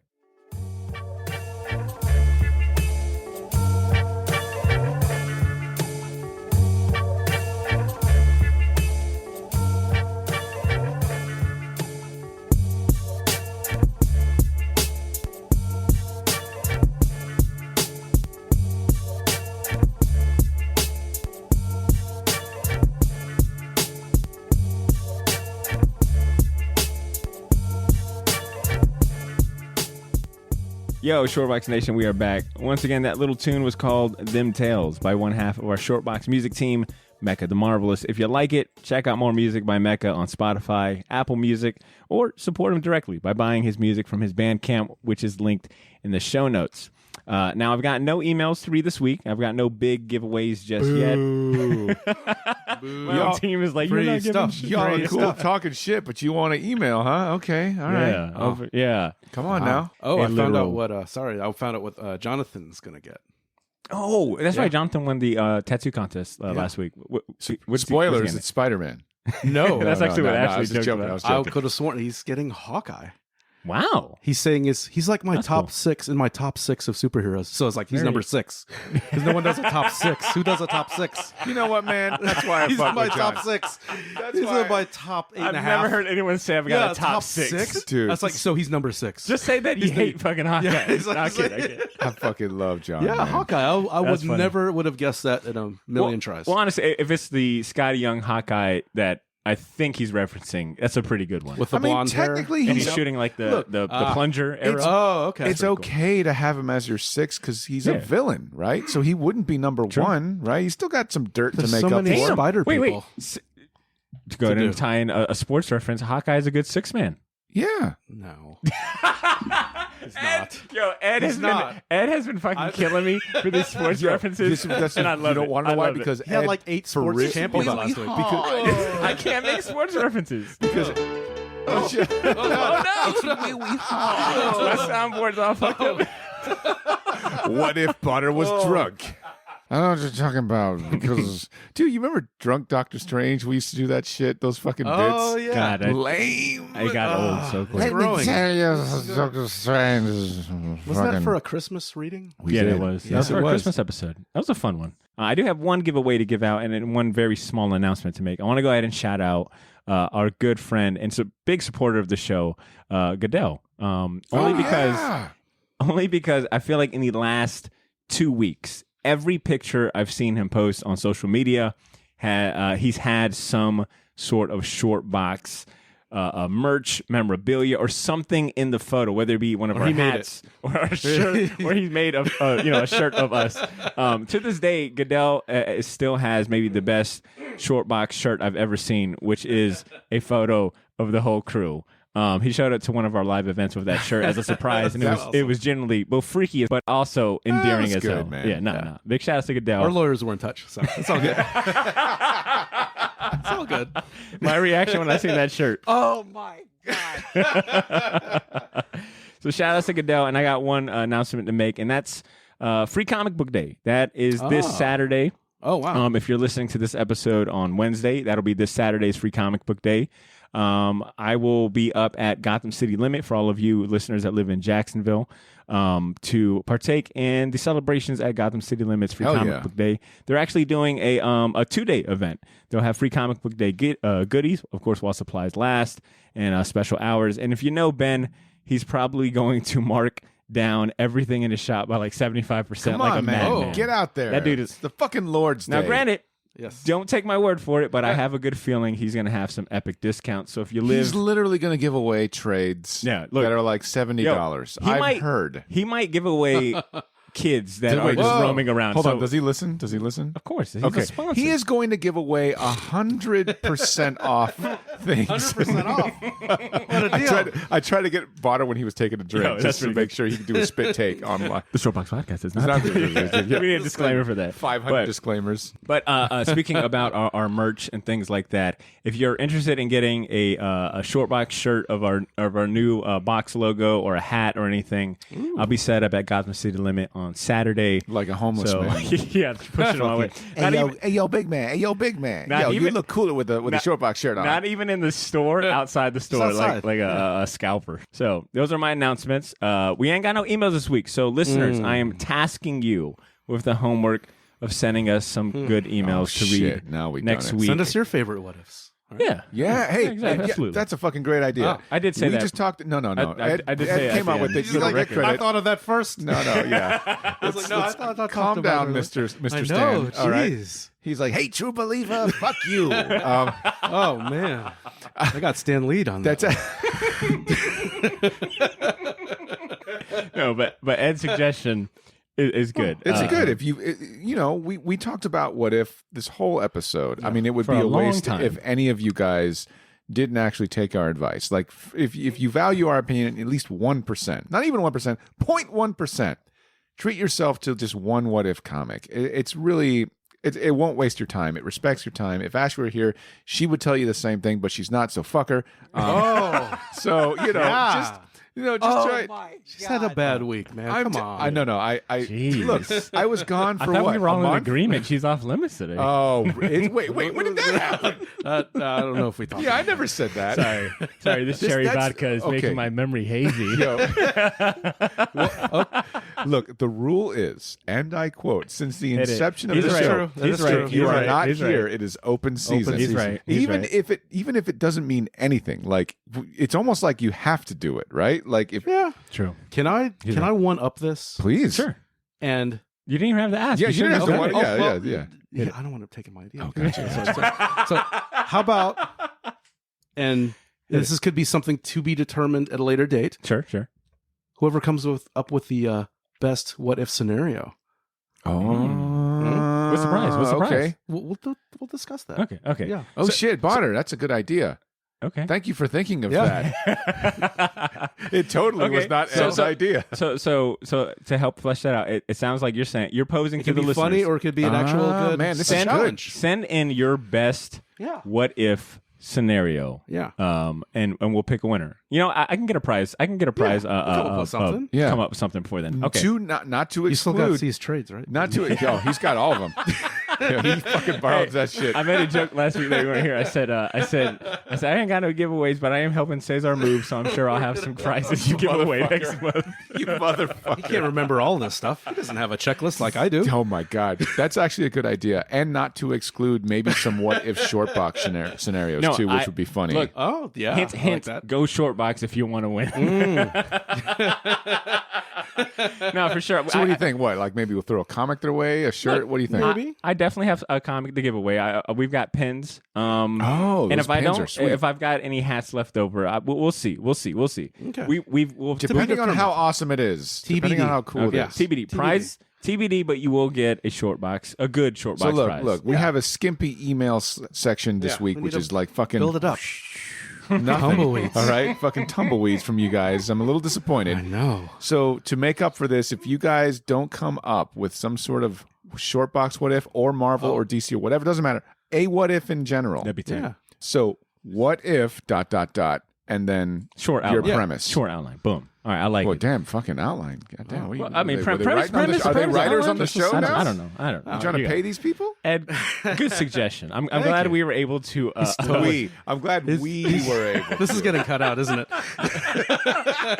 I'm gonna cut it out to where it's just me presenting this. I've got a great idea. She's going to record it after we leave. This is Badr from the Short Box. I have this great idea. I thought of this after we left. More true than after you know, those two Ed. jokers left. You're a I'm listening son of a just to hear. I'm going to listen to this week's episode. Just to hear what he does. That's great. All right, thank you, Ed. That was a fantastic suggestion. Yeah, thank you. With all that being said, it's time to wrap up this episode with our last recurring segment, and I'm happy to have Cesar here because he hasn't had a chance to hear the brand new bump in effect. And see, I've definitely given you props for the new Seriously? champion bump. Yeah. Love it. So let's go ahead and jump into our last recurring segment, our champion season segment.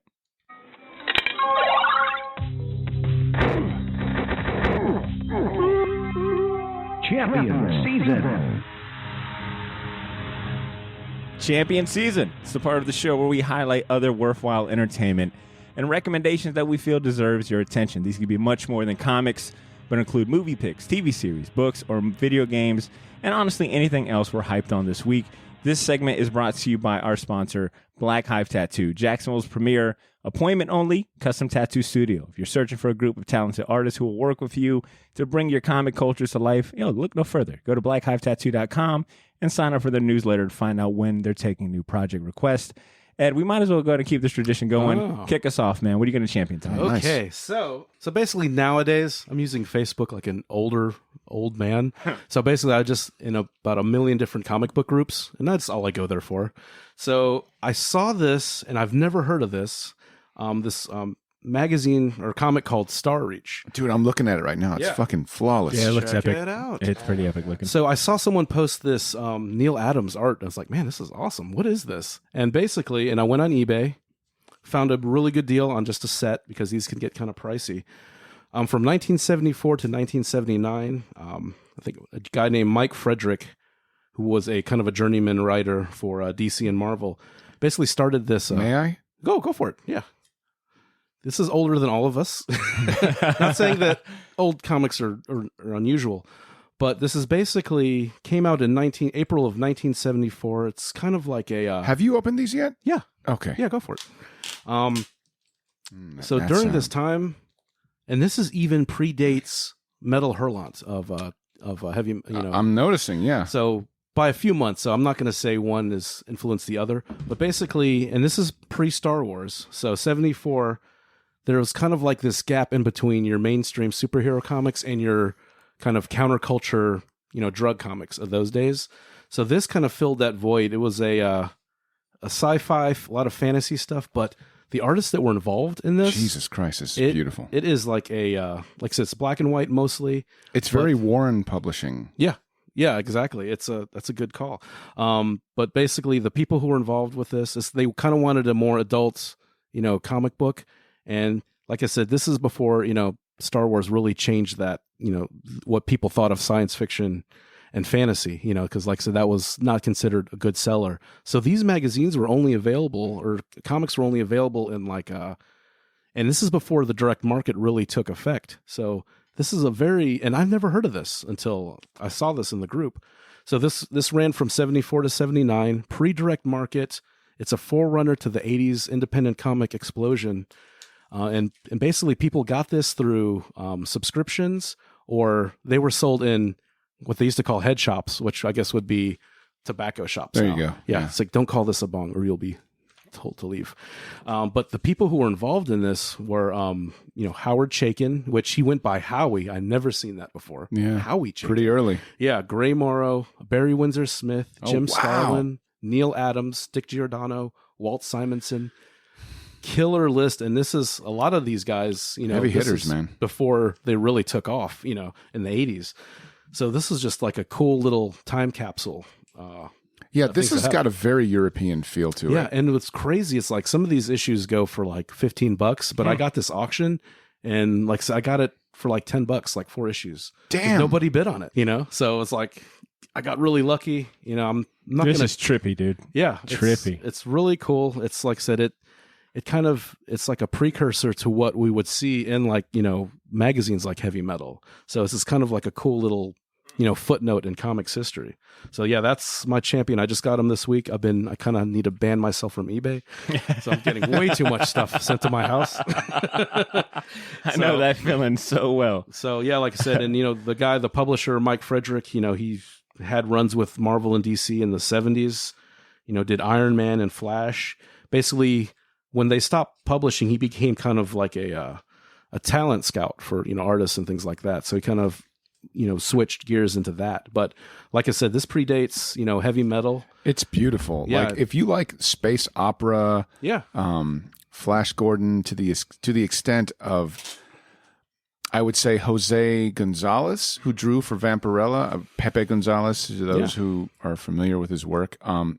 Man, as good as, if not better. This shit is amazing, man. Yeah, All and black and white too. It's cool. There's one with a few pages of color in it, and I'm on eBay right now trying to buy this shit.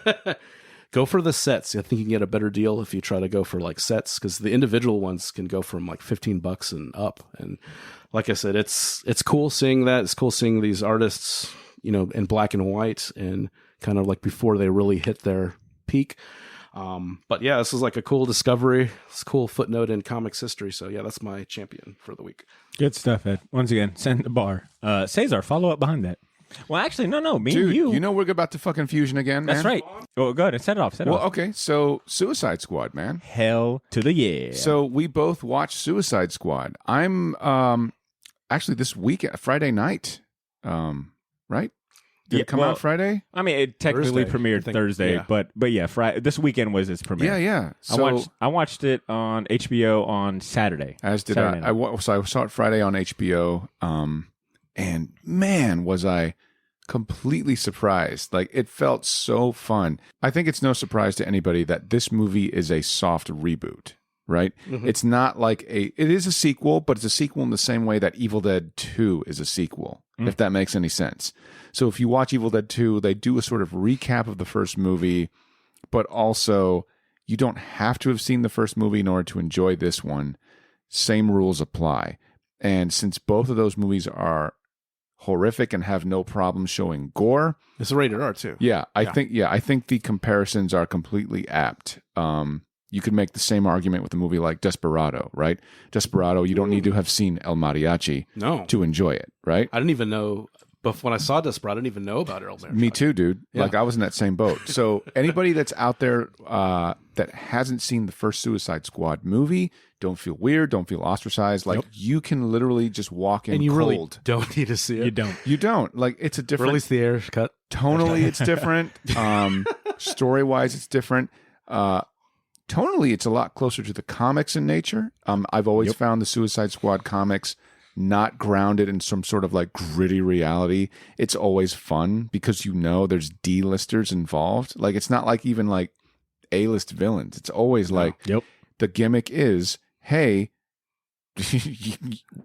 it's almost kind of like I think DC the only one was like probably Harley Quinn has been the only A-list, and that's character. recently. Yeah, Exactly. Right? recent. Exactly. I mean, and Deadshot she's- got raised to C, maybe. right. Him and Captain Boomerang. Look, to be fair, Harley got raised from C to A just because she took off. Like, she's such a popular character. And that's a testament to Paul Dini.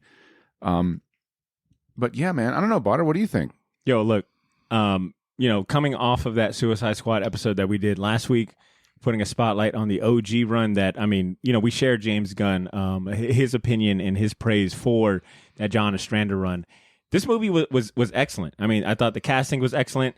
There was like real chemistry, I felt like, between the actors and the different characters. Sure, the violence and some of the humor is a little crude, but it never feels like over the top. It's never distracting or detrimental to the story. To speak on that, James Gunn, Ed, you know this. He's trauma trained. Yeah, I was about to say that. So you I know don't. James Gunn. You I know kind what of to expect. feel like the handcuffs are off as much as they can be for a DC property because they know he is trauma trained. And so you're dealing with people who are not good guys. They're pieces of shit. Yeah. So you have a little bit of license to make these sort of like Lloyd Kaufman-esque jokes where it's like, ooh, that's a little off color. Does he make a cameo? No, I wish, dude. That'd be been so in a lot cool. of his movies. This is I don't know if I'm not as eagle-eyed. I only saw it once. So Uncle Lloyd could have made a cameo and I would not have known. But this is definitely the sort of like, okay, your handcuffs are off. You can be James Gunn. Yeah. You can have that sort of Slither type of sense of humor. It's just such a good movie. It's a lovely display of talent. There's some solid... But while also making comic book references, right? 100%. Like classic ones, like Starro being one of them. And it doesn't beat you over the head if you're not a comic fan. It's like, okay, well, I don't get the underlying callback, but it's still a good time. I thought, aside from the solid character arcs, I think Idris Elba steals the show, but just barely. He should be James Bond, dude. Yo, fucking, I was watching this and I'm like, why isn't he fucking James Bring Bond? Bring it home. They didn't. Is it solidified? Like, I don't think I know that's been rumored for a lot of years. He'd be perfect because Bond in the comics, Bond in the pulps is a blunt tool that England uses to get the job done, as per Ian Fleming's writing. Those are literally his words. Like Idris Elba is he's perfect for this. Like he is great, dude. A weapon, like a living weapon. Like I don't know, it's good. I can't say how awesome it is enough, and I don't want to talk over Badr. Yeah, you dig it, Ed. Yeah, and him and Viola Davis's screen time. I mean, we gave Viola Davis a lot of credit last episode she is about the being best a man at of Waller. sticking her chin out and whispering to people in a very intimidating manner. I'm gonna make you a hero. I'm gonna make you a leader, Du Bois. That's it. That's I'm good. gonna definitely see it this week, and I'm kind of interesting as we had this text chain where Ashley said that quote, Man, James you talking Gunn that shit right now. I love it. stole her happiness. I was gonna leave that out, but Stole her happiness. But next episode, listeners, next Ed, week. you're fucking Loki, dude. That's funny. Next week. I mean, that's harsh, Next week, we're gonna have Ashley kind of go into that because I thought that was interesting. But like I said, having just read There wasn't enough Nicolas Cage in it. That's probably Stole it. her That's probably happiness. it. But having just read the OG Ostrander, a Suicide Squad series, I felt. Okay, wow, you're cool. We get it. It's just a callback. But I give Gunn credit for kind of like tipping his hat to that OG run and singing its high praises. And mentioning Ostrander by name. It's Right awesome. down Not to just- Rick Flag having a yellow ass Yeah, shirt, dude. yeah. Not just mentioning Ostrander by name, but giving the guy the opportunity to be in the movie. in the and that movie. small That is- cameo is what a good awesome. move. What a cool I move. felt like overall the movie was a respectful nod to the source material. It didn't feel like it was bogged down by continuity or attempting to get it 100% right. Like I said, it was nice to see Ostrander in the movie and getting some FaceTime. What was the character's name who Merle or Yondu from Guardians played? It's some character named Savant, which Savant. was Okay, so let's just say this, right? This is how cool this movie is that they say everything. James Gunn is so good at show, not tell. Mm-hmm. You look at Savant, and he has in his small room X's on his walls, right? Random places, because he has like one of those squishy like handballs, like you play handball with somebody, where he can bounce it a la Jack Torrance from The Shining, a bounce, and he can with deadly accuracy know where it's going to be. It's where the X's are, right?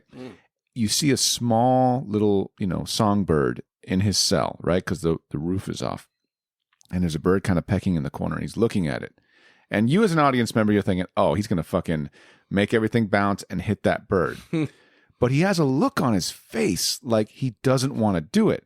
Like he's kind of like he sees it like, should I? Nah, maybe. I don't know. And you think like, okay, he's not going to do it because the audience expects him to. And then at the last minute, he throws the ball and kills the bird, right? Perfect metaphor, right? For what you're seeing. These people are doing, they will do heroic things, but it's not in their nature to do it, right? Like it's the frog and the scorpion, right? Yeah. This guy's obviously a fucking scorpion. Why did he kill that bird? You could see he was conflicted. He didn't want to do it. It was in his nature. Yeah. Yep. Yeah. They fucking nail this shit, fantastic dude. Like movie, it's dude. and that's not even like reading too much into it. That's just the that's a credit. choice. That's a decision. It's a credit to the actor's performance. Yep. Yeah. It's amazing. So I had watched the Dude, you dig movie. it. Yeah, I had watched. Yeah, you would absolutely would. I had watched the movie with Life, who had. I don't know if she had seen the first one, but I think she went into it like, what is this movie going to be about? Ended up This loving isn't it. Disney. Ended up loving it as Really? much as I did. And speaking about Ostrander, the OG series, our last episode, I do want to personally apologize for not giving Ostrander's wife, Kim Yale, enough credit for her contributions to the series alongside her wife. And I felt like that was kind of wrong for us to do, especially considering that, we all like to give the appropriate credit to our creators. Kim Yale was the wife of Ostrander. Unless they're on the show. I did it all, true believers.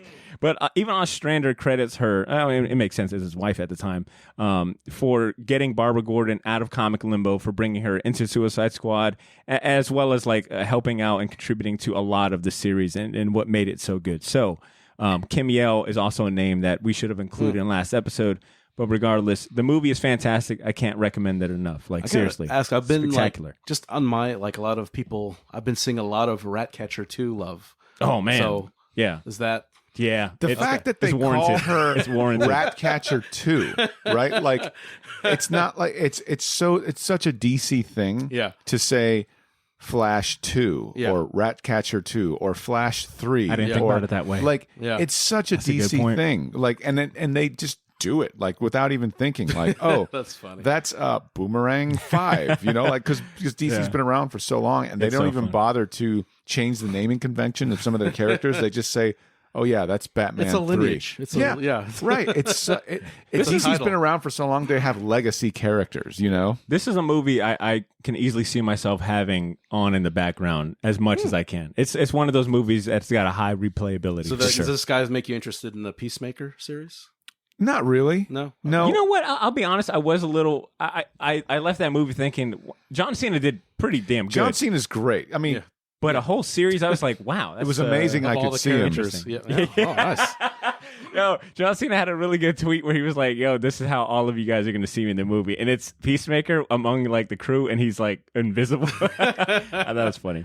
So those are our champions for this week. Like I said, next week when Ashley's back, we'll get her. Wait. Oh, you got another one. We teamed up, but it Oh, was still my wow. turn, You're homeboy. jumping off the ship for me. Hold on, Good. man. That's all I had. You know, Yeah, go ahead. I was going to say that. Shit, now I'm fucking too drunk to remember. Dave Chappelle's podcast, The Miracle. The Midnight. The Midnight Miracle. Yes. The Midnight Miracle. Dave Chappelle, Talib Kweli, and Yasin Bey, a.k.a. Mos Def. For sure. If you have not heard this podcast, it is phenomenal.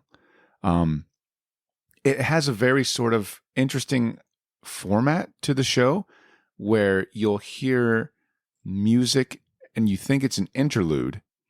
And you're making a surprise face, Badr. What's going on? I'm only making a surprise. I'm sorry to interrupt. It's because when I had championed this, there was only one episode now available. It's like 5? There is 9 episodes on Apple Podcasts. I think it says subscription involved, but take my fucking money. Yeah.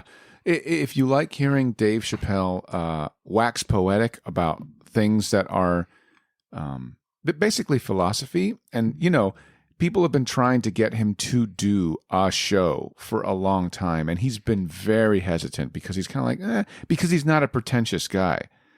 So the fact that he finally agreed to do a show means he has something to say.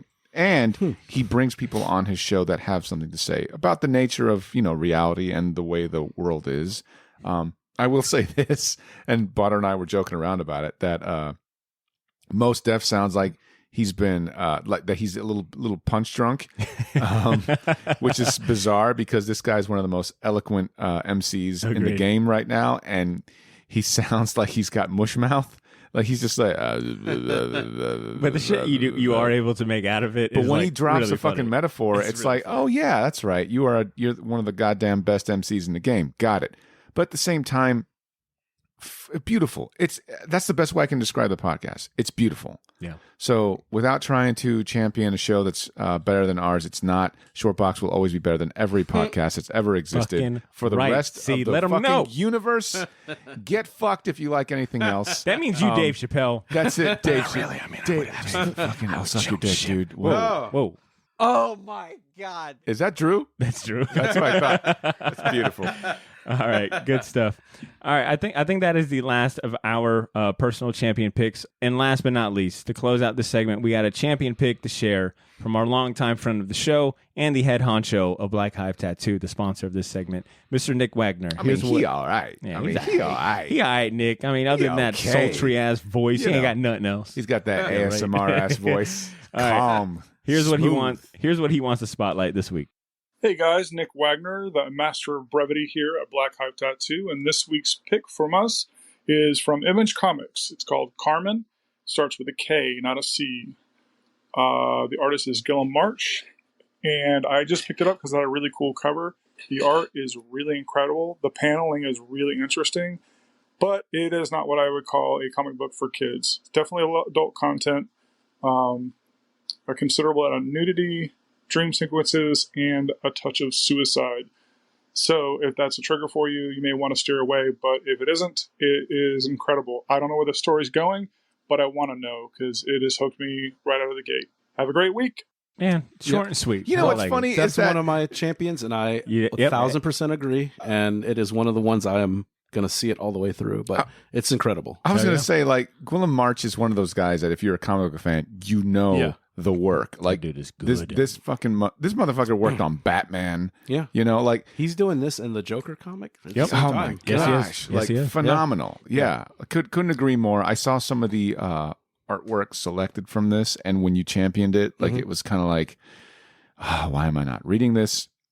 And all it took was this sultry ass voice man to tell me to read This it. big It is bear of a man with tattoos. This bearded every inch of wonder his- to tell me. It is dark, and I think the kind of like the pastel palette will kind of throw some people off if they see the cover. Yeah. But it is very dark material. It does revolve around, like you said, a suicide, and there's a lot of nudity because she's kind of in an astral form and just not wearing clothes. Yeah, it's like, So Doc it's- Manhattan. It's There's not beauty like, it's in not that. gratuitous. It's not like, porno Sure. nudity. But People forget that a lot of shit in the Renaissance was nude in that sense. But it's, I mean, just the panel, like he's saying, the panel to panel, there's like lots of panels where it looks like it's a wide angle lens. So the cityscape curves, like it's taken by wow. it is a workshop. It How is many incredible. issues are out? I think right three. now? I have been trying to find these issues out in the wild ever since you championed it. And it is so, I mean, I at least the shops I've been to do not have the issues. Well, I've only been to one shop, and that's Gotham City Limit. Boy. First and foremost in Jacksonville. and they've got all three. Ben, if you're hearing this, get that shit now. Motherfucker. It is, but it is a very specific taste. I can't see like a shop ordering 20 of these. No. You know what I'm saying? Of course. So it's definitely one of those titles where you gotta have to put it on your pull. So, I mean, if The guy in a trench coat downtown lifts his fucking skirt up, and he's like, get some of this Carmen, bro. Carmen with a K. Remember that, kids. Get it, bro. thanks for the pick, Nick. Great pick. Good stuff. It's been a minute since we've done a 2+ hour show. This one has been a long one. Well, you did but give a good us episode. alcohol. It is. So. True. Hey, wait, did anybody ever answer back? What's up? I've been gone for a month. Nobody answered with a signature short box drink.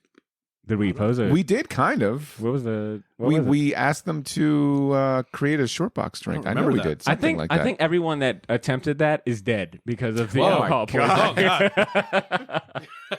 Please don't get it started that we have a reputation no, for absolutely not. handling our liquor very well because I am exactly. a one brew Jew and I cannot handle. I really can't. On brew. I can't do it. We don't drink every episode for the record. I just want to the record. let that be known. But for real, that actually brings us to the end of this very long but good. But I very thought you good, were going somewhere very else good with show. that. No, it's time to get the hell out of here. Ah, very good.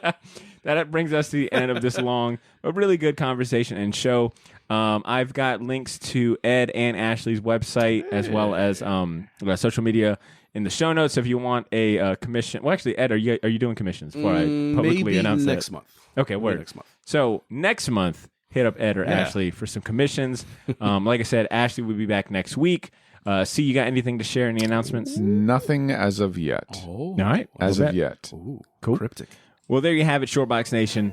Thanks for hanging out this week. Let's keep the conversation going. Feel free to reach out to us and let us know. Give us your what ifs. Yeah, true. Give us your what ifs. Let us know what you think about the Disney Plus show, since this episode does drop the same day that the show debuts. Hit us up on social media or write into the show and send a short email to our inbox at theshortboxjacks@gmail.com. Make sure you subscribe to the show on your favorite podcast app if you aren't already. Next week is the return of our Artist Spotlight series, where we'll be putting a spotlight on the French comic artist and legend Jean-Gerard Mobius. Oui, oui. If that's too long for you to French wait. accents. Yeah. Nice. Oh my God, it's going to be annoying. It's going to be so fucking annoying. Completely offensive. But if that's too long for you to wait, consider joining our Patreon community for access to our spin-off podcast series. Pilot's License is a bonus series where we revisit classic comic book cartoons and animated shows. This month's episode will be about the Justice League Unlimited series. Get access to Pilot's License and the rest of our bonus content by clicking on the Patreon link in our show notes. In the meantime, Shortbox Nation, stay tuned to our Instagram and Twitter. Take care of yourselves. Come back next week. And please continue to make mine and yours Shortbox. Stay greasy. Peace.